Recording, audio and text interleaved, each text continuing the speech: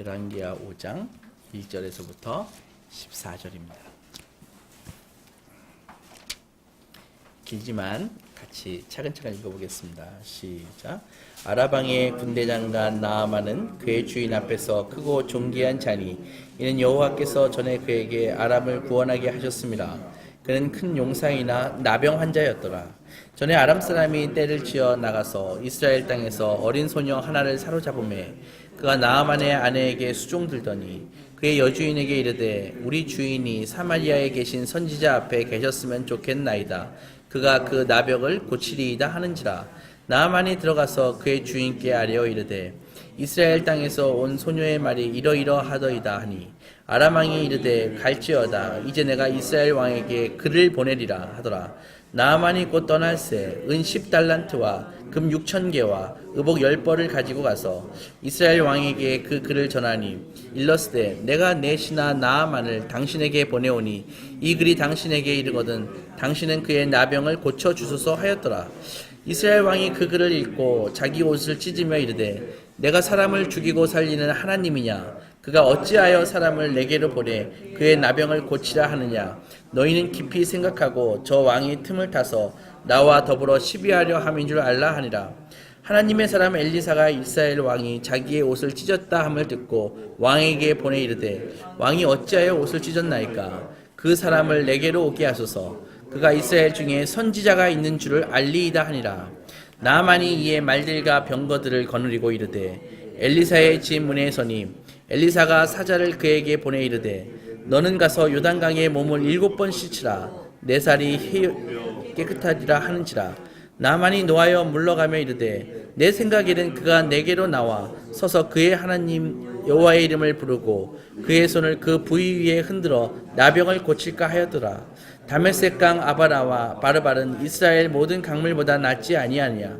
내가 거기서 몸을 씻으면 깨끗하게 되지 아니하랴 하고 몸을 돌려 분노하며 떠나니 그의 종들이 나와서 이르되 내 아버지여 선지자가 당신에게 큰 일을 행하라 말하였다면 행하지 아니하였으리이까 하물며 당신에게 이르기를 씻어 깨끗하게 하라 함이리이까 하니 나아만이 이에 내려가서 하나님의 사람의 말대로 요단강에 7번 몸을 잠그니 그의 살이 어린아이의 살같이 회복되어 깨끗하게 되었더라. 아멘. 아멘. 용어 설명을 먼저 드리겠습니다. 알고리즘이라는 말은 주어진 문제를 풀기 위한 절차나 방법 그리고 명령의 집합을 뜻합니다. 그게 알고리즘입니다. 인생을 우리가 살다 보면 누구나 다 크고 작은 고난과 고통의 시간을 갖게 마련입니다. 어쩌면 인생이라면 이 고난을 맞닥뜨린다는 것은 누구도 피할 수 없는 현실이고 우리가 신앙을 갖고 있건 그렇지 않건 간에 그 고난에 대해서 나름대로 세계관을 가지고 고난에 대응한다는 것이죠. 그래서 오늘 두 가지 세계관을 살펴볼 텐데 물론 그 두 가지 세계관은 하나는 세속적인 세계관이고요. 또 하나는 우리 기독교의 세계관 그런 것입니다. 각 진영은 그렇게 고난이 닥쳤을 때 각각의 세계관에 기초한 알고리즘을 사용해 가지고 그 고난에 대응하도록 되어 있습니다. 그러니까 오늘 말씀을 통해서 이 두 가지 고난 앞에 섰던 이 두 가지 경우의 세계관을 한번 살펴보도록 하겠습니다. 하나는요. 우리 대부분의 넌 크리스찬과 또 많은 수의 크리스찬들이 갖고 있는 세속적인 그런 알고리즘입니다. 그러니까 그들은 이렇게 생각합니다. 고난에 대해서는 원인이 있다. 그리고 인간이 갖고 있는 그 이성과 과학과 기술을 사용해서 그 고난을 극복할 수가 있다. 그리고 지금은 아니지만 우리가 합리적이고 과학적인 생각을 자꾸 이렇게 하다 보면은 고난이 극복될 것이고 성경에서 말하는 이런 내세 따위는 존재하지 않는다. 그리고 죽으면 모든 것이 끝나는 것이고 죽은 자는 더 이상 고통스럽지 않다. 이런 것이죠. 그리고 또 기독교라는 사람들이 있지만 그들은 사실은 어려움을 당한 사람들을 위로하는 공동체에 불과한 것이고 그 이상을 기독교에서 제공할 능력은 없다. 그리고 그쯤은 우리 세상 사람들도 얼마든지 제공할 수 있다. 이런 생각을 갖고 있는 것입니다. 또 이런 생각을 합니다. 또 세상 사람들이 기독교인들을 볼 때, 저 사람들은 저 쓸데없이 이 악의 문제 가지고 굉장히 고민한다. 근데 우리는 그런 것에 대해서 자유롭다. 어떤 고난이 빵 닥쳤을 때 신앙인들이 맨날 전지전능하신 하나님이 어떻게 이런 일이 일어나게 허락하실 수가 있는가, 이런 쓸데없는 고민하지 않고 자기네들은 이런 부담스러운 짐을 짓지 않고 오직 이 현실 자체만 보면서 희생자들을 돌보고 상황을 변화시키고 다시는 그런 일이 되풀이하지 않게 우리는 힘을 모을 수가 있다.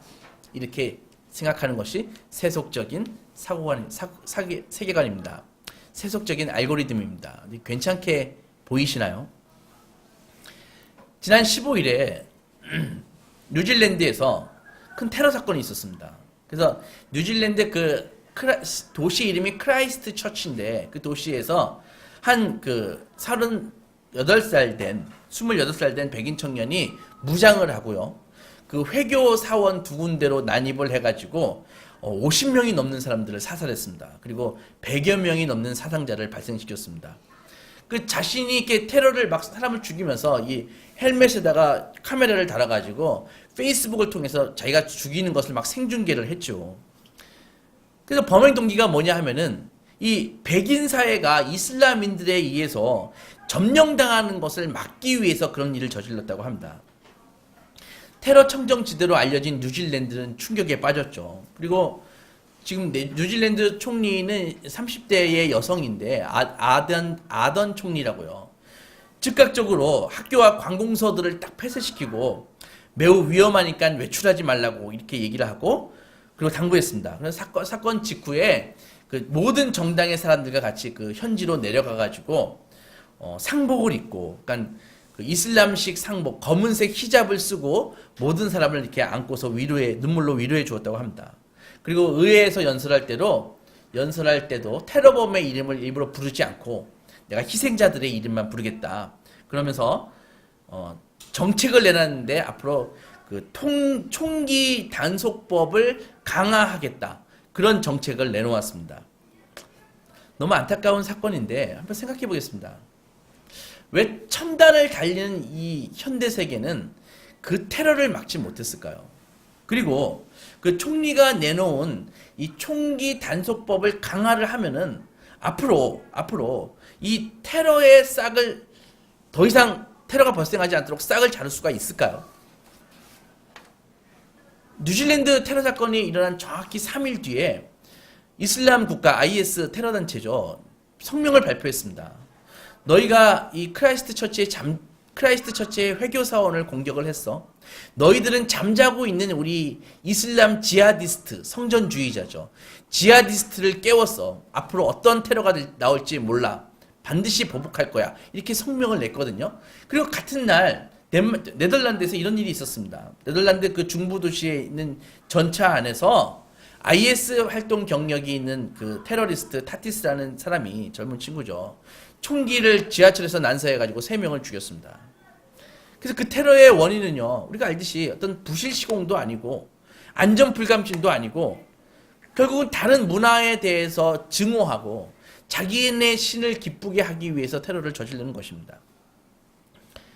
이 두 가지 사건과 대비되는 사건을 한 가지 더 말씀드릴게요. 미국에는 아미시 공동체라는 사람들이 있습니다. 혹시 들어본 적이 있습니까? 아미시 공동체라고요. 이 침례교 계통의 이 사람들인데, 이 사람들은요, 이 공동체를 이루면서 살고 있는데 세속 사회를 떠나가지고 시골에서 삽니다. 근데 거기에는 전기를 사용하지 않습니다. 그리고 차량도 없습니다. 스마트폰 물론 없습니다. 그래가지고 주로 동물들을 사용해서 농사를 짓고 비료를 전혀 사용하지 않습니다. 그러니까는 그 사람들이 기본적인 모토는 이런 것입니다. 우리는 성경에 준해서만 산다. 그리고 특별히 예수 그리스도의 산상수훈을 주로 지키면서 살겠다. 그래가지고 모여 살거든요. 그런데 거기에서 2006년도에 테러 사건이 발생했습니다. 총을 든 사람이 아미시 공동체에서 운영하는 그런 학교로 난입해가지고 소녀들 10명을 인질로 잡아가지고 한 명씩 테러범이 죽이기 시작했습니다. 그래서 8명에게 총을 쐈는데 5명이 죽고요. 3명은 부상당하고 테러리스트 본인도 자살해서 죽었습니다. 이 사건이 이 미국 사회에 충격을 주는 이유는 정말 속세를 떠나가지고 정말 전혀 이런 범죄 한 건 일어나지 않는 그런 사회에서 발생됐다는 것이 충격적이었고요. 두 번째로 더 충격적인 사건은 뭐냐 하면은 그 테러 사건이 일어나자마자 즉시 이 아미시 공동체가 성명을 발표했습니다. 우리는 이 살인자를 용서한다. 깜짝 놀라겠습니다. 미국 사회를요. 그리고 그들은 그 살인범의 장례식도 참석을 하고요. 그 다음에 그 살인범의 가족들이 있었습니다. 그 가족들을 다 초청에다가 안아주고요. 다 용서를 했습니다. 그리고 막 각지에서 성금이 쇄도했거든요. 근데 그 성금을 먼저 딱 잘라가지고 먼저 우리를 죽인 저 테러범의 가족의 재활을 위해서 먼저 우리 성금을 써달라고 기탁을 했습니다. 미국 사회 자체가 충격을 받았죠. 그리고 그것을 이렇게 바라보면서 한 사회학자가 가만히 연구한다면 이런 얘기를 했습니다. 정말 우리가 이 행동에 모두 감탄을 하는데 더 이상 앞으로 미국 사회에서 이런 행동이 나올 것 같지는 않다. 왜냐하면은 현대 이 세속사회가 기본적으로 사람들에게 주는 메시지가, 또 모든 사람이 동의하는 메시지가 무엇입니까? 바로 자기 주장하는 사회입니다. 그러니까는 자기의 권리를 내세우고 자기를 표현하는 사회란 말입니다. 그런데 아미시 공동체는 어떤 공동체였냐 하면은 예수 그리스도의 그 희생을 바탕으로 해서 자기 포기하는 그런 세계관을 갖고 있는 사람들이죠. 그러니까는 이 세대에 대부분 자기를 주장하고 자기를 표현하는 거는 전부 다 동의하고 그렇게 하고 있지만 자기를 포기하는 세계관은 이제 거의 없어졌다는 것이죠. 그래서 더 이상 아미시 공동체와 같은 사람들은 나오지 않을 것이다. 이렇게 분석한 내용이 있었습니다. 더 이상 이 세상은 이 아미시 공동체와 같은 이런 숭고한 자원을 더 이상 우리 사회에 공급할 수 있는 그런 사람들은 없다. 이렇게 결론을 내린 것이죠. 신앙은요, 역경을 맞은 이들에게 다른 그 무엇보다도 고난을 이해하는 큰 그림을 제공합니다. 그리고 고통의 의미를 깨닫게 해주는데, 이렇게 깨닫게 해주는 신앙은 반드시 신학적일 수밖에 없는 것입니다. 그런데 특별히 신앙인들에게 고난이 닥쳐왔을 때 신앙인들은 공동체를 형성을 하거든요. 공동체를요. 혼자가 아니라. 그래서 이 교회 공동체 안에서 이 어려움을 같이 대응을 하는 것이죠. 그런데요, 이 세속적인 사회, 아까도 처음에 얘기했던 그 첫 번째 그 세속적인 알고리즘에서는 공동체를 제공할 수 있는 그런 어떤 것도 제공할 수가 없는 것입니다. 오히려 시간이 갈수록 자기 권리를 막 주장을 하고 어려움이 있을 때 주장을 하지만 결국은 더 소외감에 빠질 수밖에 없는 것입니다. 왜냐하면은 신앙인들은 이 예배와 말씀에 기반을 두고 이 동일한 신앙 고백을 가지고 하나의 공동체를 만드는데, 세속주의는요, 이런 요소를 창출할 수가 없죠. 대중의 슬픔을 진짜 위로할 수 있는 그런 공동체를 구축해 본 적도 없습니다. 왜 그럴까요? 세속주의가 왜 공동체를 형성할 수 없냐고 하면은요, 기본적으로 어떤 이 공동체를 형성하기 위해서는 보세요. 개인의 이익을 뛰어넘는 어떤 것에 충성을 바칠 그런 뭐가 있어야 되는데 세속주의에는 그런 게 없는 것이죠. 하지만은 이 신앙인들은 우리가 복음이 있지 않습니까? 말씀이 있지 않습니까? 이런 것에 우리는 우리의 개인의 이익을 넘어서 이게 충성할 수 있다는 것이죠. 헌신할 수 있다는 것이죠. 가장 고난의 정점은 무엇일까요? 죽음입니다. 죽음. 그러면은 이 세속사회가 죽음에 대해서 얘기해 줄 수 있는 유일한 말이 뭐냐 하면은 죽는 이는 고통스럽지 않다는 것입니다. 죽으면 모든 것이 끝이라는 것입니다. 죽은 사람은 좋은 곳으로 갔다. 이것이 세속사회가 우리에게 주는 메시지라는 것이죠. 그게 다라는 것이죠. 하지만은 그런 식의 정말 극한 고난에 빠진 사람들에게 단순히 죽으면 모든 것이 끝입니다. 죽은 사람은 고통스럽지 않습니다. 이 정도 메시지를 준다면은 그건 사실 잔인한 것입니다. 너무나 빈약한 것입니다. 죽은 사람에게, 그 유족들에게 그냥 좋은 곳에 가셨을 것입니다. 명복을 빕니다. 이런 소리는요, 명복을 빕니다가 무슨 말인지 아십니까? 명복을 빈다는 말을 많이 하는데요. 이것은 저 세상에 가서 복을 받으라는 말입니다. 그러니까는 사실 그런 말을 하는 세상 사람들 자체도 무슨 근거로 그렇게 얘기하는지 본인들도 잘 모르고 그런 얘기를 하고 있는 것이죠. 그러나요. 우리 신앙은 어떨까요? 이런 세속주의는 그러니까 고난에 대해서 그 정도 얘기밖에 할 수밖에 없기 때문에 사실 넌 크리스찬들에게는 고난을 이길 수 있는 그런 알고리즘 자체가 존재하지가 않습니다. 현실을 어떨까요? 정말 현실 속에서 끔찍한 일을 당하는 사람들이 있지 않습니까? 정말 예를 들면 이런 것이죠. 자녀를 땅에 묻어야 된다든지 이런 어려움이 있을 때 세속적인 세계관과 기독교적인 세계관이 얼마나 다를까요? 세속적인 세계관이 할 수 있는 일은 기껏해야 죽은 자는 더 이상 고통스럽지 않습니다. 명복을 빕니다. 이 정도입니다. 하지만 신앙인은 무엇을 얘기해 줄 수 있을까요? 신앙인은요. 여러분들 당신의 아기가 죽었다가 부활하셔서 지금도 살아계시는 예수님과 함께 있습니다. 그리고 그분이 재림하실 때 곧 부활할 것입니다. 이 두 가지 메시지 중 어떤 것을 취하겠냐는 것이죠. 세속적인 인생관은 시련을 겪는 이들에게 도움을 줄 수가 없습니다. 왜 그럴까요? 기본적으로요. 그분들은 고통에 대해서 이해를 하지 못하고 있기 때문입니다. 여러분들 이 고난과 고통은요. 할 수 없을 만큼 다양한 이유에서 고난과 고통이 만들어지는 것입니다. 그러니까는 정말 복잡다단한 원인에 의해서 고난과 고통이 생겨나는 것이죠. 그런데 세속적인 세계관은요. 이것을 너무 단순하게 생각합니다. 예를 들어서 이런 것입니다. 걸핏하면은 부실 시공 때문에, 걸핏하면 안전불감증 때문에, 걸핏하면 음주 상태 때문에, 또한 그가 자살한 것은 억울함을 호소하기 위해서 이런 식의 메시지를 전할 수밖에 없는 것이죠. 하지만은 이렇게 단순하게 얘기할 수 있는 것이 아니라는 것입니다.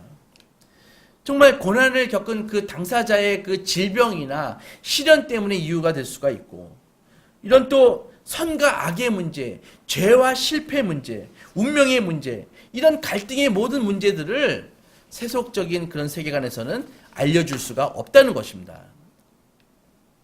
얼마든지 무수한 이런 고난의 형태가 많이 있는데 세속적인 접근은 그렇게 복잡한 것을 너무나 단순화시켜서 생각한다는 것이죠. 또한 사람들이 생각하기에 안 믿는 사람들은요. 이 사람들의 운명을 지나치게 낙관적으로 생각합니다. 무슨 말이냐 하면은 우리가 과학과 기술을 잘 발전시키면은 앞으로 인간이 갖고 있는 모든 문제를 다 해결할 수 있을 거야. 이런 식으로 생각을 한다는 것이죠. 그러니까 그들이 생각하는 것은요. 아주 물리적입니다. 그러니까 어떤 것의 원인을 굉장히 단순하게 생각해서 과학과 기술과 인간의 능력으로 그것을 없애면은 앞으로 인간은 전혀 앞으로 불행하지 않을 거야. 이런 생각을 하게 되는 것이죠. 하지만은요, 요즘 우리가 많이 지켜보듯이 왜 세상에 이렇게 마약이 혹은 중독되어 있는 사람들이 만연해질까요? 그것은 바로 그들 스스로 인간의 노력으로 행복해질 수 없다는 것을 스스로 얘기하고 있는 것과 똑같은 것입니다. 이 세속적인 세계관은요, 결국은 지금 인간이 목숨이 붙어있는 이 순간에 모든 것을 다 해결해야 되기 때문에 이 안에서 모든 것을 다 해결해야 되기 때문에 이 안에서 원인을 찾는 것이죠. 우리가 물리적으로 알 수 있는 원인만 찾아서 그것을 제거하려고 그러는 것이죠. 하지만은요, 이 땅에서의 불행의 원인을 제거할 수 있다고 생각하는 것은 지나치게 어림도 없는 생각입니다. 절대 불가능한 생각입니다. 그러니까 고난과 고통의 원인들은 한없이 복잡하고 다단하기 때문에 제거하기가 불가능한 것입니다. 그러나 우리 신앙인은요 그렇게 얘기하지 않습니다. 우리 신앙인은 모든 눈물이 씻겨나갈 새하늘과 새 땅을 약속하는 것이죠.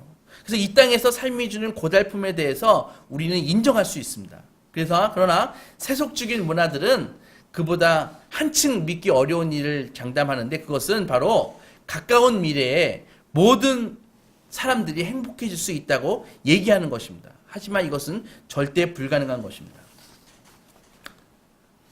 오늘 본문에서요.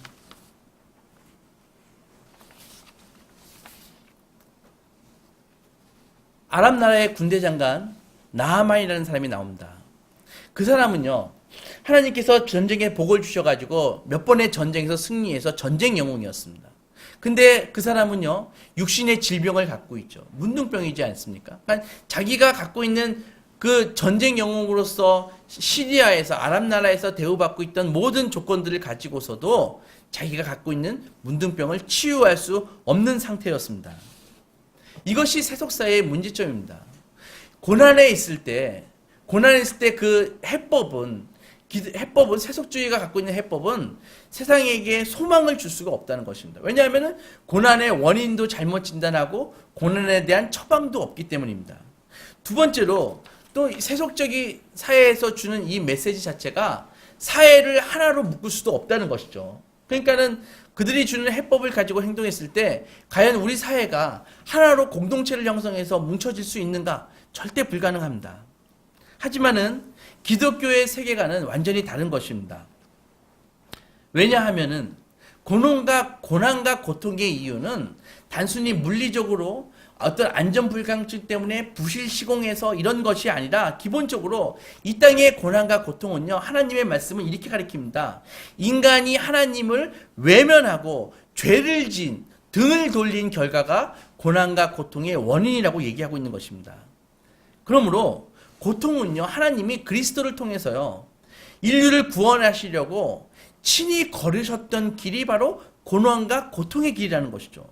그래서 이제는 우리도 고난과 고통이 단순히 어떤 물리적으로 생겨난 그런 나쁜 일이 아니라 이 고난과 고통을 통해서 그리스도처럼 거룩한 삶을 살 수 있는 통로이고 세상에 하나님의 사랑과 영광을 나타낼 수 있는 수단이라는 것을 우리가 깨닫게 되는 것이죠.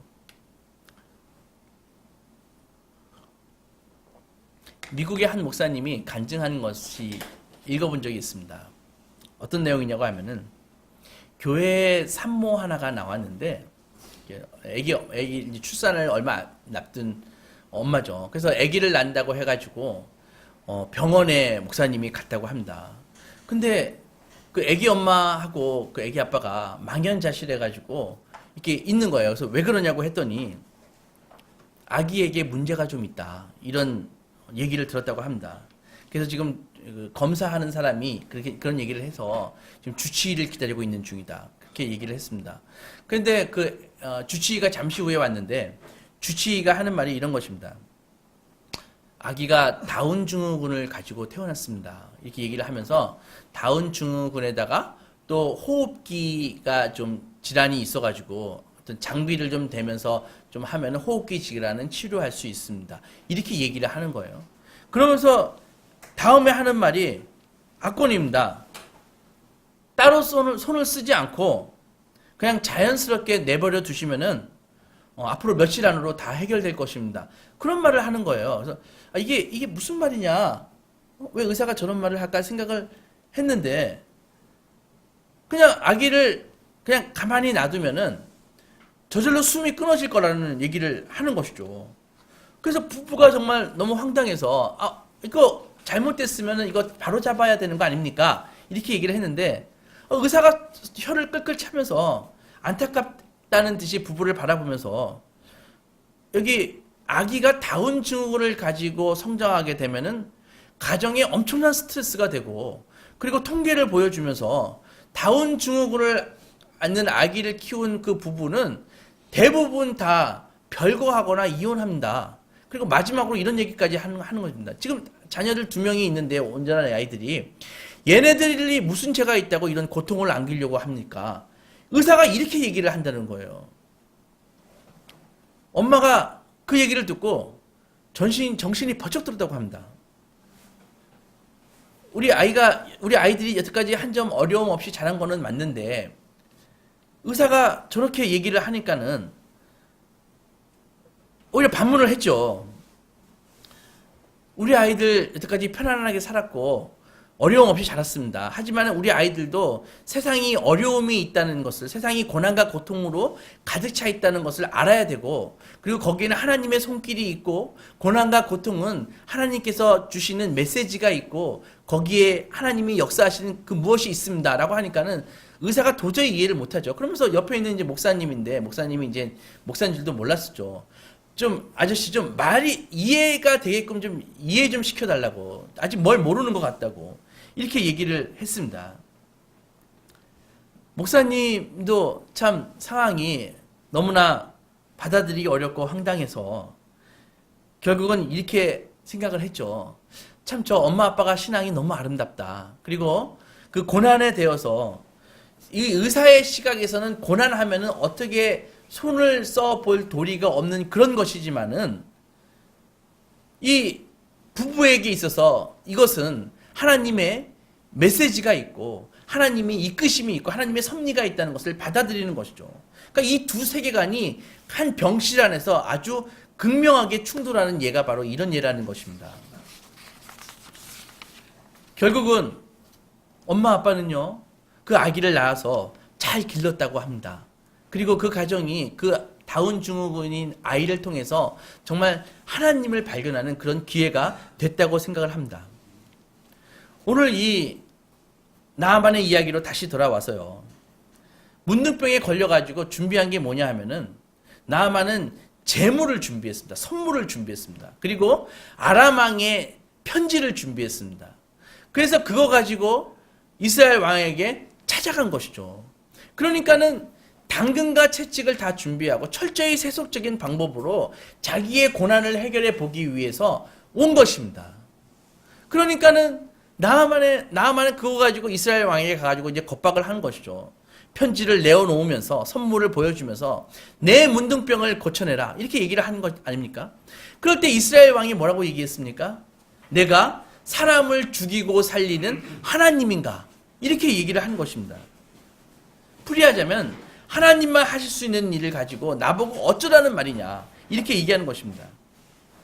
오늘 우리는 이스라엘 왕의 이 메시지에 부르짖음에 귀를 기울일 필요가 있습니다. 역경이 닥치면은 어떻게 생각합니까? 다들 문제 해결의 열쇠가 공공정책을 개혁해야 된다. 심리치료를 받아야 된다. 과학기술을 가지고 진보를 시켜야 된다. 이런 해법을 내놓지 않습니까? 하지만 단순히 그런 수단을 동원해서 고난을 밀어내기에는 세상의 고난은 정말 깊고 어둡습니다. 그렇지 않은가요? 인간의 지식으로 어둠을 통제하고 물리칠 수 있다는 것은 사실은 인간의 자만과 교만에서 나오는 생각입니다. 평소에는 우리가 잘 느끼지 못하다가 정말 몇 년 전에 있었던 삼풍백화점 붕괴나 세월호 사건 같은 이런 사건이 일어나면은 정말 견딜 수 없을 만큼 세상에 이 어둠이 무겁게 우리를 막 짓누르고 있다고 그런 느낌이 안 드시나요? 이런 재앙과 비극 앞에 정말 우리는 자포자기하는 그런 마음보다는 적극적으로 사실 마음을 가지고 대응을 해야 됩니다. 공공정책도 바꿔야 되고 안전 불감증도 개선해야 되고 또 특정 유형의 사고를 몰아내고 다시 재발하지 않도록 막을 수 있도록 모든 수단을 강구해야 되죠. 하지만 아울러서 그런 수단을 가지고서는 충분치 않다는 것을 깨닫는 것이 정말 중요합니다. 악은 세상의 구석구석에 다 스며들어가 있습니다.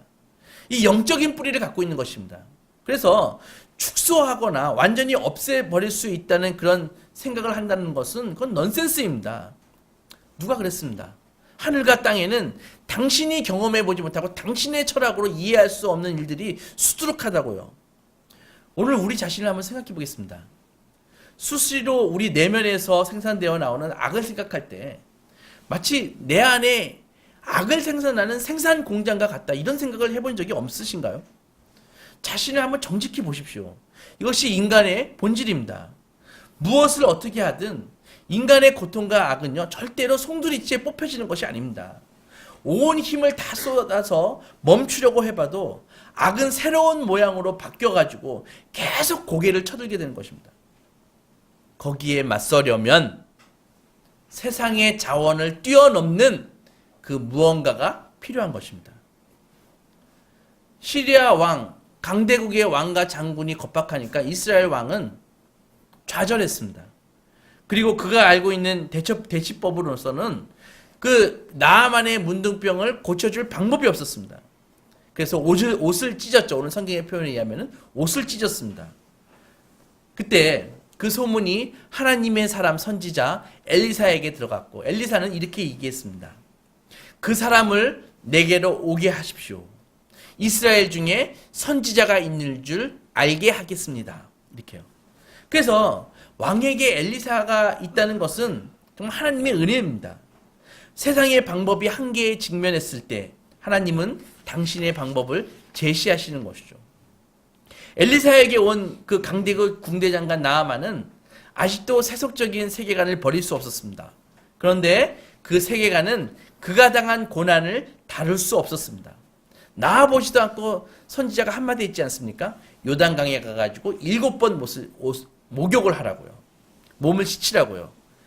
너무나 단순하니까는 이 세속적인 세계관으로 물들어 있는 나아만은 정말 이해할 수도 받아들일 수도 없었습니다. 그게 말이 돼? 내가 지금 문둥병 걸려가지고 죽게 생겼는데 목욕 7번 하라고? 저자가 나를 능멸하는 거 아니야? 이런 생각을 했습니다. 우리 시리아에는 저 요단강보다 더 위대한 강 아바나와 바르발이 있지 아니한가? 막 이렇게 해가지고 막 화가 막 났죠. 언제나 눈에 보이지 않는 믿음은요, 눈에 보이는 세상의 세계관과 충돌하도록 되어 있습니다. 하지만 고난 자체가 알려주듯이 고난은 절대로 단순하지 않습니다. 고난은 눈에 보이는 인과관계를 뛰어넘는 그 무엇이기 때문입니다. 잠깐 선지자에게 나아만이 대를 세우고 성질을 부렸지만 결국 자존심이 자기 문둥병을 고칠 수 없다는 것을 깨닫게 됩니다. 마침내 아랍나라 군대장관 나아만은 재물이나 기술 그리고 전문적인 능력이 아니라 하나님 바로 그분을 향해서 돌아서게 됩니다. 그리고 오만하게 자기 자신이나 다른 사람들을 의지하는 것 대신에 겸손하게 선지자의 말에 순종했습니다. 그래도 나아만은 참 복이 있는 사람이었습니다. 괜찮은 사람입니다. 그의 나라가 복이 있는 이유는 인질로 잡아갔던 그 소녀가 자기 집안에 있었지 않습니까? 그리고 지금은 충성스러운 신하들이, 그래도 합리적으로 생각하는 신하들이 자기 옆에 있어서 현명한 선택을 조언해주지 않습니까? 선지자가 당신에게 더 큰 일을 시키지 않으면은, 더 큰 일을 행하라고 말하지 않았더라면 그거 행하지 않았겠습니까?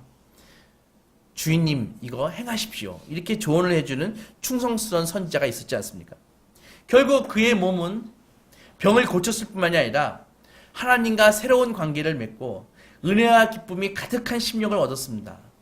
나아만은 믿음의 사람이 되었고 그의 시련은 나아만을 이끌어 구원에 이끌게 했습니다.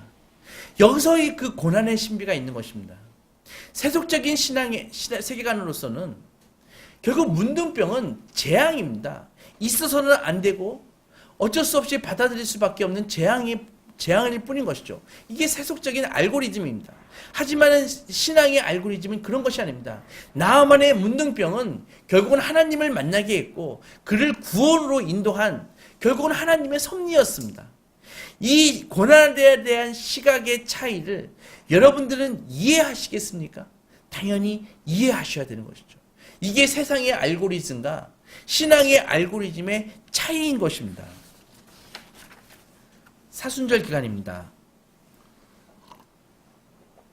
이 설교를 듣고 계시는 많은 분들이 고통과 고난의 시간을 보내고 계시거나 아니면 얼마 전까지 고통의 시간을 보내고 계셨던 분들입니다. 또한 우리 앞에는 누구도 면제받을 수 없는 고난의 시간이 기다리고 있을 수 있습니다. 우리가 살펴보았듯이 세속적인 세계관은요, 고통에 대해서 너무 빈약한 그런 해법을 제시합니다. 그리고 그 해법 자체도 너무 취약합니다. 하지만 세상의 고난은요, 절대로 그렇게 세속적인 세계관에서 분석하듯이 단순하지 않고 만만하지도 않습니다. 우리는 우리 사회 시스템을 가지고요, 이 고난을 대비해야 되겠지만 그것만으로 절대 고난을 막을 수 없다는 것을 깨달아야 됩니다. 그렇다면 고난 앞에 선 우리에게 필요한 것은 바로 우리 주 예수 그리스도이십니다. 고난은요, 극복하는 것이 아닙니다. 고난은 그분과 함께 통과하는 것입니다. 실망스러우신가요? 우리 크리스찬이라고 고난이 면제되지 않는다고 말씀드렸기 때문에 실망스러우신가요? 하지만 우리 주님은 친히 세상에 오셔서 죄악의 고통과 고난 한복판에 뛰어드신 분이십니다. 그리고 그분조차도 십자가의 한없는 고난을 겪으신 다음에 비로소 우리에게 구원과 은혜를 주실 수 있었습니다. 주님은 그런 고난을 피하지 않고 인내와 용기로 직면하실 만큼 우리를 사랑하셨습니다. 우리도 주님의 뒤를 따르기에 그분을 철저히 신뢰하는 법을 배워야 되는 것입니다. 그리스도의 연약함과 친히 겪으신 시련의 부활이 권능에 이르게 한 것처럼 우리가 비록 연약하고 고난을 면제받을 수 없는 존재이지만 그분께 온전히 붙어 있을 때 죽음의 고통을 넘어 소망의 부활로 다시 일어설 것입니다.